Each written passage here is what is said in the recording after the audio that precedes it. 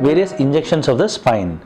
There are various techniques we use in spine injections. Some of them are diagnostic, that is to diagnose the problem, and some of them are therapeutic, that is treatment to reduce the problem. Diagnostic injections would be discogram and selective root blocks. People have a conception that MRI is the ultimate investigation and after that nothing else can be done. Everything is seen on MRI. That's a misconception. There are a lot of conditions which an MRI might not pick up, which a diagnostic discogram might be able to pick up. So in this, like an angiogram, we do the similar procedure for the disc. We put a dye into the disc and see how it goes. There are various interpretations. You can diagnose the problem. Say sometimes a patient has a back problem or a sciatica problem. On an MRI there are like 3-4 areas where the problem is showing. So in this time it becomes important for the doctor to understand exactly which level is causing the problem, so that we treat that problem instead of treating everything and going for a huge procedure. So the diagnostic block, where we inject some local anesthetic into the multiple areas and one by one and see how the symptoms are getting resolved.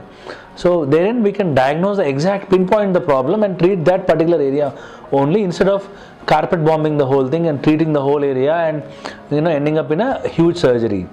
The most commonest injection we do is the nerve root block, wherein we put medicine around the nerve which is irritated and reduce the irritation.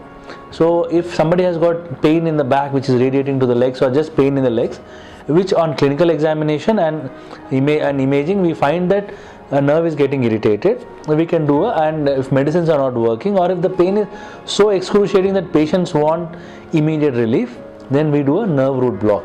We take the patient to the operation theatre and under live X-ray we see exactly where we are going and then put the medicine exactly at the nerve to reduce the nerve irritation that can cause immediate pain relief. Second thing is the facet block.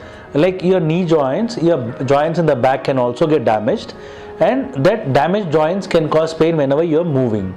So when the pain is the only problem and there is no nerve injury, then we can go and put medicine around the disc, wherein the pain in the disc will go away immediately.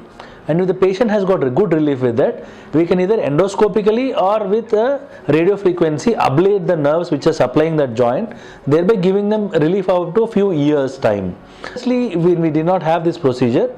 Just for the pain we had to open up and put screws and fuse the spine, which was a much more aggressive surgery, or which is not required for this problem now. Thank you.